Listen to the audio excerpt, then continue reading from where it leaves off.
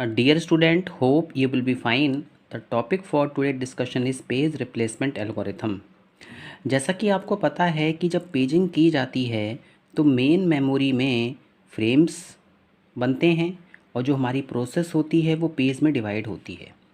आपको ये बताया गया था कि वर्चुअल मेमोरी कॉन्सेप्ट जो है उसमें अगर हमारे पास में इनफ मेमोरी नहीं है तब भी हम सेकेंडरी मेमोरी का यूज़ करके अपने एप्लीकेशन को रन करा सकते हैं। स्वैपिंग में स्वैप इन स्वैप आउट ये कंटिन्यूसली होता रहता है और जहाँ पर भी पेज फॉल्ट आते हैं उन पेज फॉल्ट को रिप्लेस किया जाता है। Students, the page replacement algorithm decide which memory page is to be replaced. Page replacement algorithm हमें ये बताता है कि कौन सा मेमोरी पेज रिप्लेस किया जाएगा। The process of replacement is sometime called swap out और राइट टू डिस्क। जब भी पेज रिप्लेस किया जाता है तो ऐसी कंडीशन को, ऐसी सिचुएशन को हम स्वैप आउट या राइट टू डिस्क कहते हैं। Page replacement is done when the requested page is not found in the main memory। Page replacement तब किया जाता है जब हमारे पास में रिक्वेस्टेड पेज जो होता है वो हमें मेन मेमोरी में नहीं मिलता है और इसी को हम क्या कह देते हैं, पेज फॉल्ट कह देते हैं। देखिए, पेज फॉल्ट नहीं होगा तो पेज रिप्लेसेस नहीं होंगे और इन पेज को रिप्लेस करने के लिए हमारे पास में बहुत सारे एल्गोरिथम्स होते हैं। उन एल्गोरिथम का यूज़ करके पेजेस को रिप्लेस किया जाता है मेन मेमोरी से सेकेंडरी मेमोरी में और सेकेंडरी मेमोरी से मेन मेमोरी में। मीन्स यहाँ पे स्वैप इन और स्वैप आउट प्रोसेस होती रहती है। स्टूडेंट्स, जो हमारी वर्चुअल मेमोरी है, वर्चुअल मेमोरी में हम दो एस्पेक्ट्स होते हैं हमारे पास में। एक हमारा फ्रेम एलोकेशन होता है, दूसरा हमारा पेज रिप्लेसमेंट होता है। वर्चुअल मेमोरी में हम ऑन डिमांड पेजिंग करते हैं। मींस जब हमें पेज की रिक्वायरमेंट होगी तब वो पेज आपका सेकेंडरी मेमोरी से मेन मेमोरी में लेके आया जाएगा। स्टूडेंट्स, जो पेज रिप्लेसमेंट है वो वर्चुअल मेमोरी का एक मोस्ट इम्पॉर्टेंट कॉन्सेप्ट है। इसमें स्वैप आउट प्रोसेस होती है। रिक्वेस्टेड पेज अगर नहीं मिलता है तो वहाँ पे पेज फॉल्ट आता है और इस पेज फॉल्ट को हम पेज रिप्लेसमेंट एल्गोरिथम से रिमूव करते हैं। Students, there are two main aspect of virtual memory, frame allocation and page replacement algorithms. Virtual memory के जो दो मोस्ट इम्पॉर्टेंट एस्पेक्ट हैं, एक तो फ्रेम एलोकेशन है, दूसरा पेज रिप्लेसमेंट है।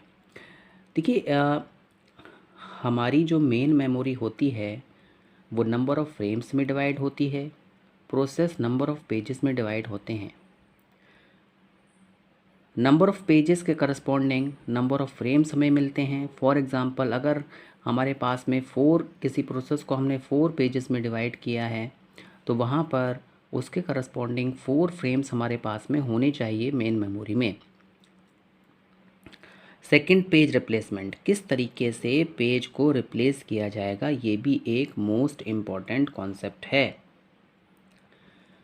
फ्रेम एलोकेशन, देखिए सबसे पहले बात करते हैं फ्रेम एलोकेशन क्या होता है।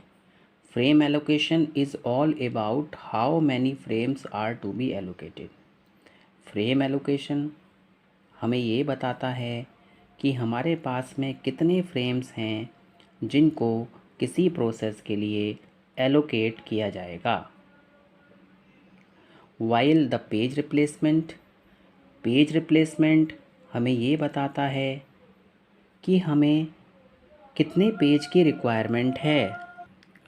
मीन्स हमें कितने पेजेस चाहिए जिनको कि हम रिप्लेस कर सकें और हमारे पास में एक सफिशिएंट स्पेस आ सके।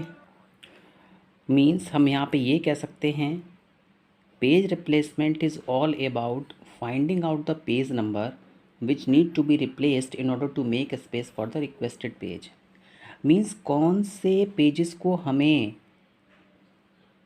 रिप्लेस करना है और कौन से पेज नंबर से रिप्लेस होगा, कौन सा पेज, ये हमें पेज रिप्लेसमेंट एल्गोरिथम बताएगा। फॉर एग्ज़ाम्पल मेरे पास में मेन मेमोरी में पेज नंबर 1 है, 5 है, 6 है, 7 है और सेकेंडरी मेमोरी में 2, 3, 9 पेजेस हैं।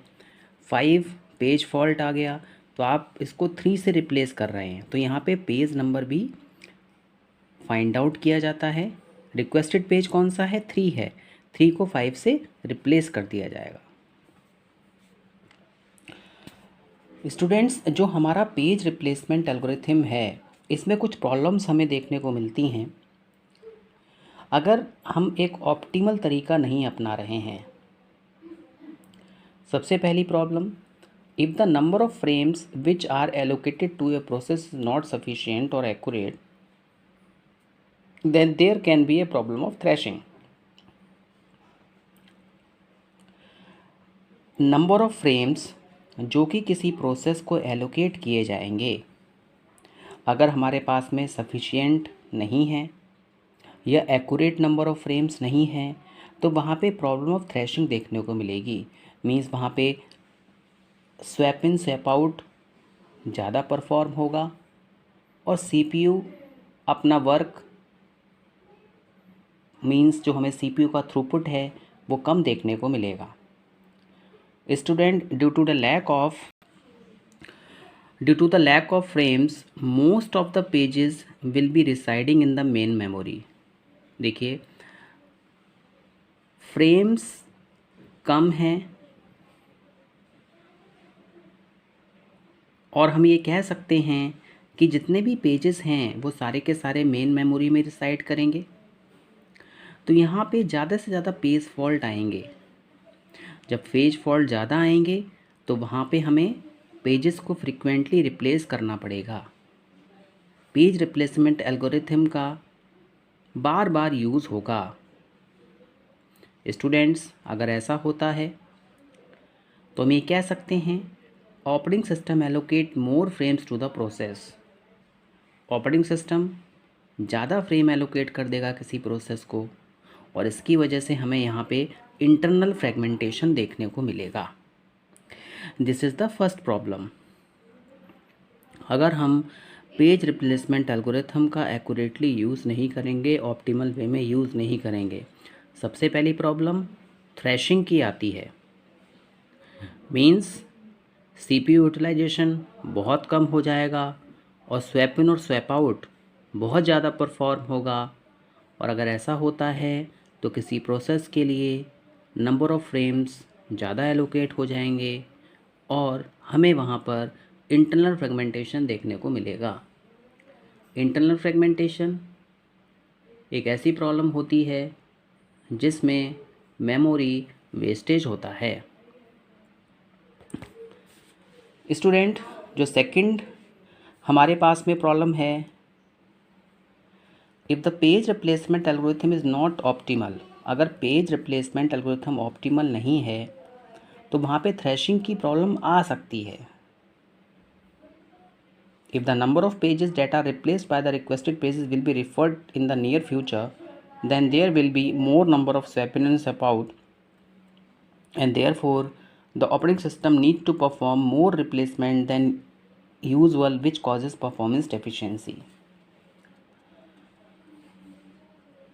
अगर किसी प्रोसेस ने 5 नंबर ऑफ पेजेस रिक्वेस्ट किए हैं जिनको कि आगे की प्रोसेसिंग में यूज़ किया जाएगा, तो वहाँ पर स्वैप इन स्वैप आउट ज़्यादा होगा और जब स्वैप इन स्वैप आउट ज़्यादा होगा तो यहाँ पर ओएस को, ऑपरेटिंग सिस्टम को ज़्यादा रिप्लेसमेंट करने होंगे और जब रिप्लेसमेंट ज़्यादा होंगे तो सीधी सी बात है यहाँ पर सीपीयू यूटिलाइजेशन क्या हो जाएगा, बहुत कम हो जाएगा, थ्रैशिंग ज़्यादा होगी और यहाँ पर परफॉर्मेंस कम हो जाएगी सीपीयू की। स्टूडेंट्स, हमारे पास में बहुत सारे ऐसे एल्गोज़ हैं जिनका कि यूज़ किया जाता है। There are various page replacement algorithms, each algorithm has a different method by which the page can be replaced. हमारे पास में बहुत सारे डिफरेंट मेथड्स हैं जिनका की यूज़ पेज रिप्लेसमेंट के लिए किया जाता है। सबसे पहला हमारे पास में ऑप्टिमल पेज रिप्लेसमेंट है, लीस्ट रिसेंट यूज्ड है और फीफो है। Students, it replaces the page which will not be referred for so long in future. Although it cannot be practically implementable, but it can be used as a basis or benchmark. देखिए, optimal page replacement जो algorithm है उसमें हम pages को optimal वे में replace करते हैं। Student, जो सेकंड मेथड है वो हमारे पास में LRU है, लीस्ट रिसेंट यूज्ड मेथड है। अगर हम इसकी बात करें तो इसमें it replaces the page which has not been referred for a long time.